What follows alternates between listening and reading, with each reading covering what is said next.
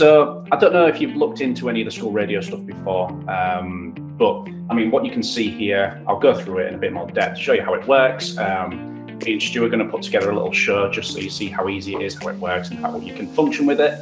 But as a general gist of the school radio stuff, I know that I spoke to Stu about the different stuff you've already got in school, so you are, like I said, quite innovative, so not really concerned about you just wanting to use it for music only, because if you're going to do that, I just say get a Spotify playlist and don't spend money on a system like this. But to kind of briefly go over the systems and best uses for them, it's such a strong community builder. Of course, you can start your own clubs, get kids creating podcasts and everything like that from a creative point of view, more of a fun aspect. But of course, that can then be brought back into the curriculum education, start to use it within lessons, get them to start planning, writing scripts, being able to use it to aid their lessons rather than it being just an addition. So some examples that you could use it for is we've had quite a lot of English writing, creative writing, things like that. They create the pieces, they come down, and then they can start to build in, say, sound effects and make it more of a narrative story and things like that. So you can start to bring it into the curriculum rather than it just being, like I said, like a fun piece. Also, of course, the obvious benefits, speaking and listening, confidence building, getting all those things put together in a way that they don't really realize that they're actually learning and developing all these skills I think is a really key way of making the packages used. I'll just bring you a little bit closer. So what we've got in front of us, we've got the basic kit that you'd get with a standard package. This comes with the mixing desk down here, which of course is what's going to control all the audio. You've got the software on the screen, which is what will be the heart and brains of everything. This is where you'll record all your content, put it into there, schedule it, all that kind of things, where you create your shows. So the software itself is, I was saying to Stu earlier, it's used all over the world. We don't just do school radio, we also do commercial and community radio all over the world. So the software is very well established, you can do a lot with it, you can be very flexible with it, but it's also very, very straightforward to use.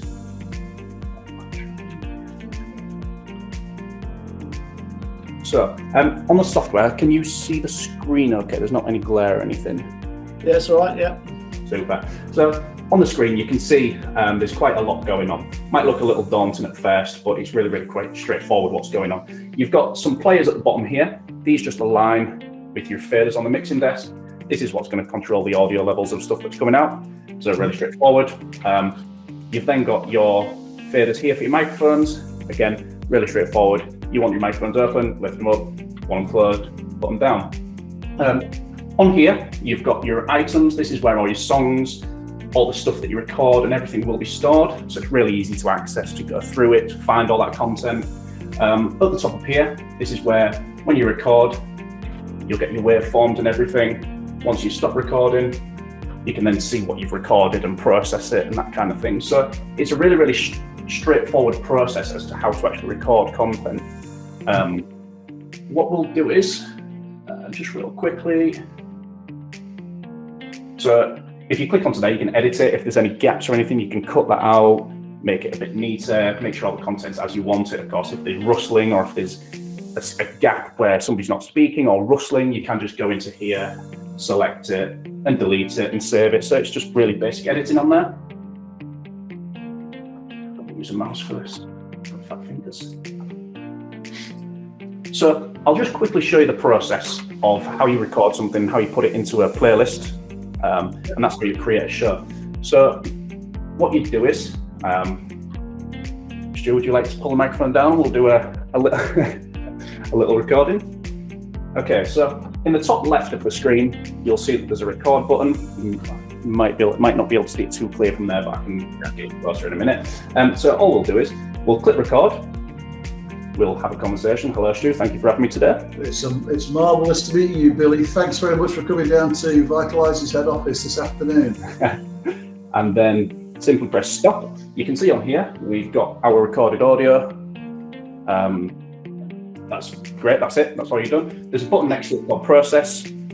All this will do is process it. If it's too loud, it'll try and shrink it down, make it a bit quieter. If it's too quiet, it will make it a bit louder. It'll try and match our voices. So if you're having a conversation with somebody, it'll balance it out so it's not somebody shouting, somebody whispering, that kind of thing.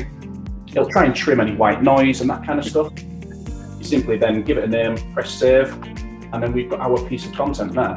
So if we play that, a conversation, hello Stu, thank you for having me today. It's marvellous to meet you, Billy. Thanks very much for coming down to Vitalize's head office this afternoon.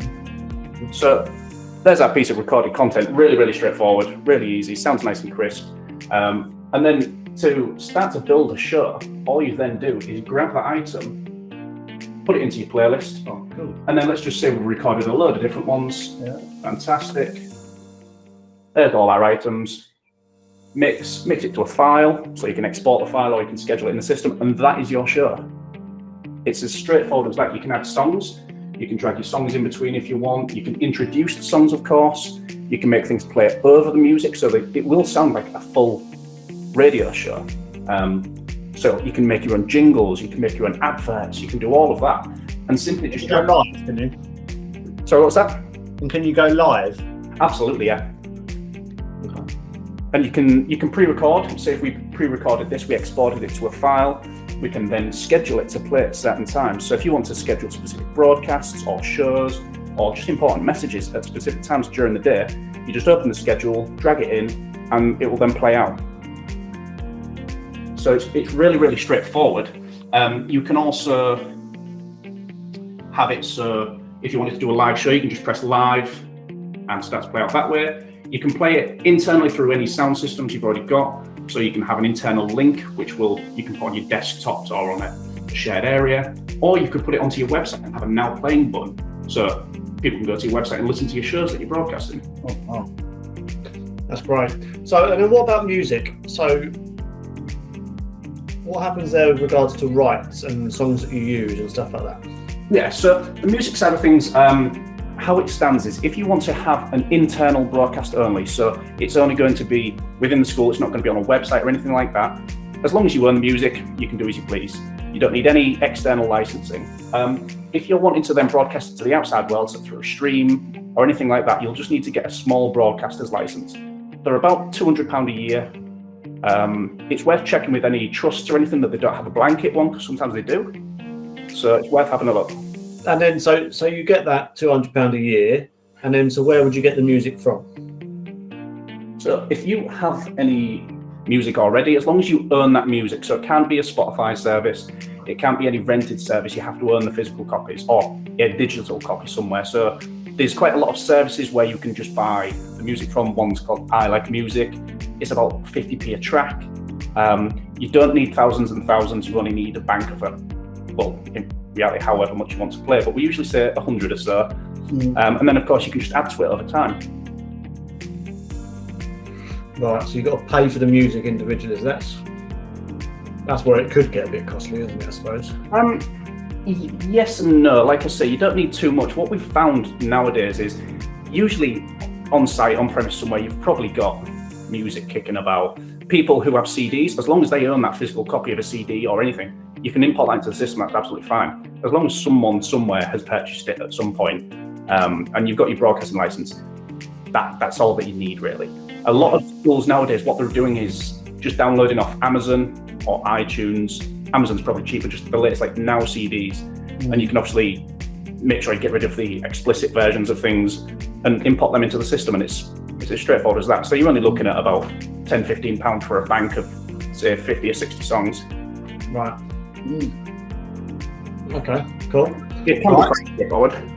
So then, do you have many schools in the past that have, like, because my idea with this, I just think if I'm going to broadcast this on the website, and it's going to go out to people, I'm going to get a company to sponsor it, because why should I take it out of the school funds when that's a great advertising thing for a company, isn't it? Yep. Have many schools done that you know of? Yes.